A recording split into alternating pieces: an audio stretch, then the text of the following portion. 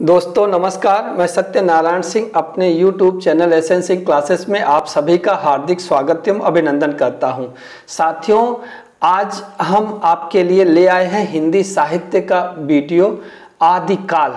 ये इसका पहला भाग है। आप अगर अभी तक हमारे चैनल को सब्सक्राइब नहीं किए हैं तो कर लीजिए, ताकि इस तरह के वीडियो के नोटिफिकेशन आपको समय समय पर मिलते रहें। तो अगर आप हिंदी साहित्य या हिंदी भाषा से संबंधित विद्यार्थी हैं, उसकी तैयारी कर रहे हैं, तो आपके लिए चैनल बहुत महत्वपूर्ण है, क्योंकि आपको इस तरह के वीडियोस इस चैनल पे मिलते रहेंगे। तो आइए हम शुरू करते हैं। हमारा सबसे पहला प्रश्न है कि आदिकाल का नाम किस विद्वान ने दिया है?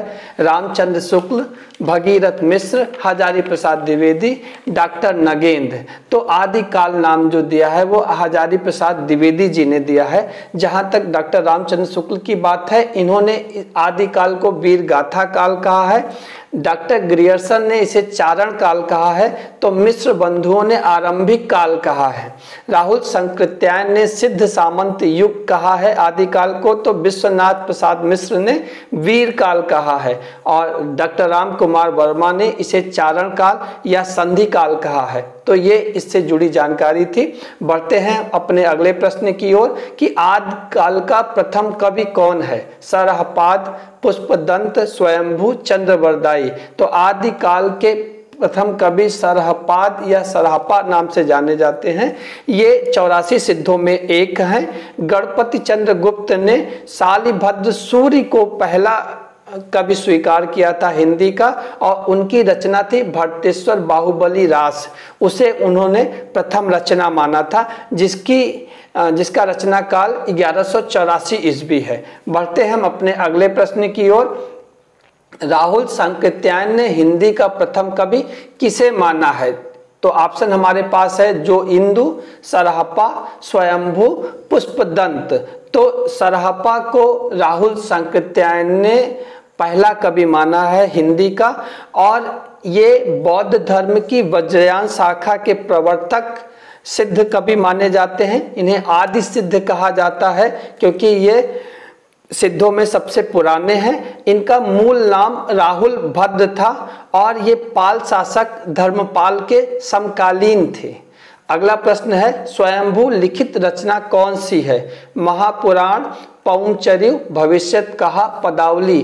तो स्वयंभू लिखित जो रचना है वो क्या है? पौंचर्यु है, और ये 8वीं सदी में ये रचना की गई थी, और ये राम कथा से संबंधित है।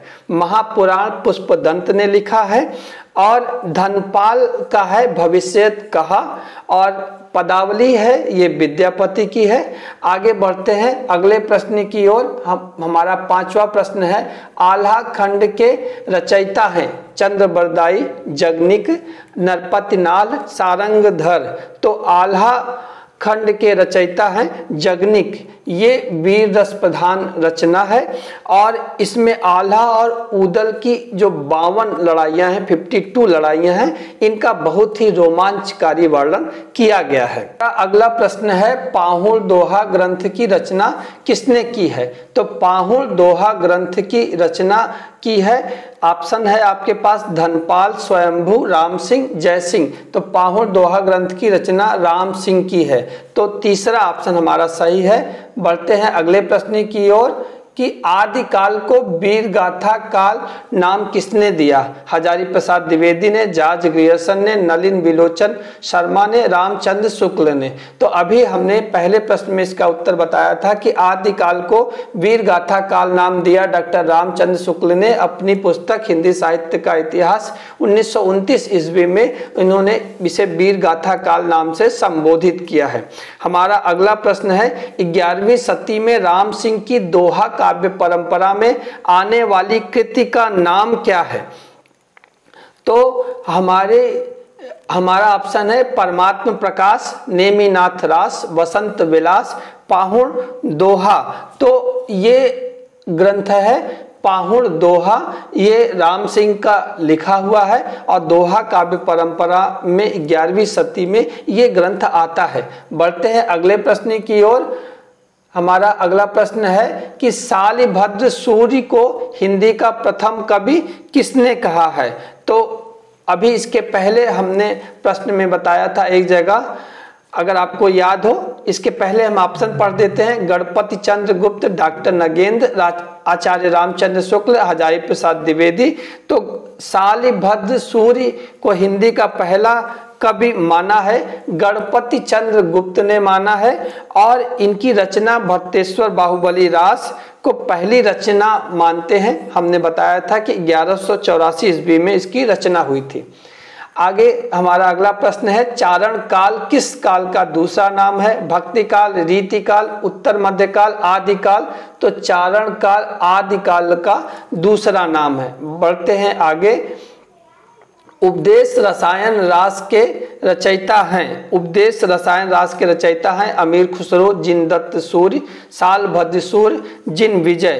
तो उपदेश रसायन रास के जो रचयिता हैं वो कौन है? जिनदत्त सूर्य हैं। और आप जानते हैं इसमें अमीर खुसरो का जिक्र आया है। अमीर खुसरो बहुत प्रसिद्ध कवि हैं आदिकाल में। इनका एक कोश ग्रंथ है खालिक बारी, और इनकी एक भक्ति परक रचना है हालाते कन्हैया।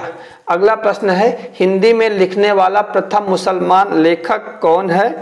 तो हमारा ऑप्शन है अमीर खुसरो, जायसी, अब्दुल रहमान, उस्मान।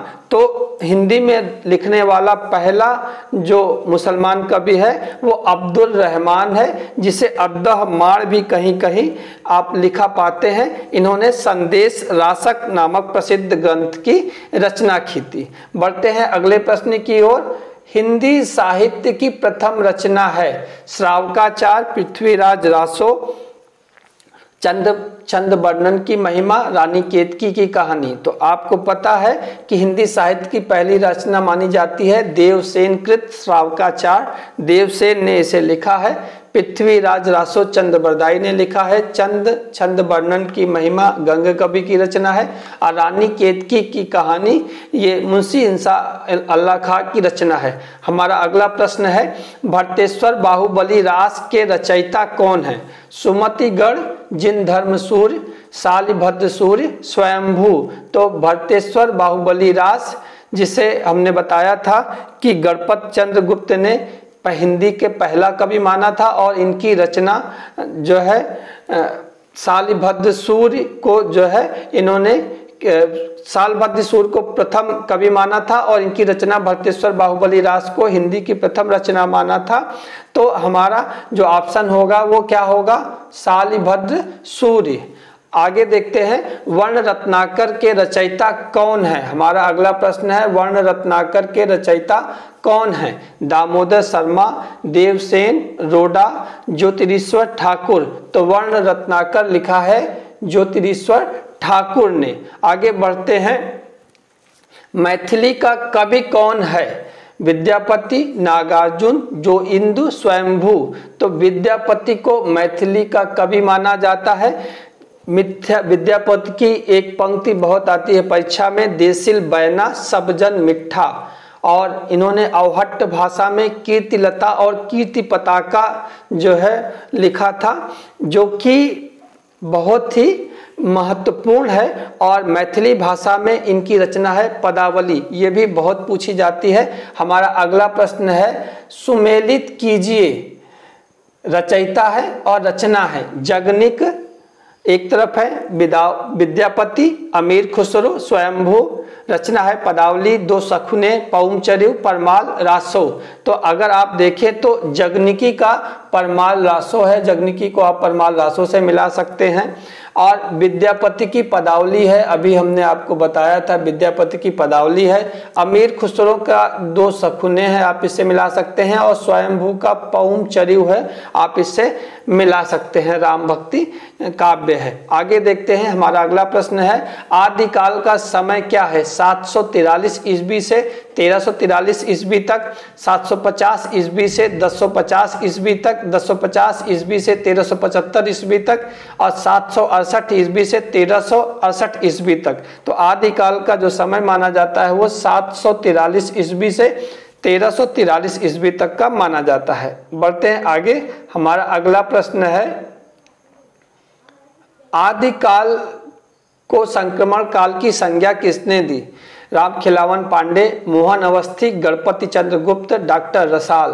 तो आदिकाल को संक्रमण काल की जो है संज्ञा दी राम खिलावन पांडे ने।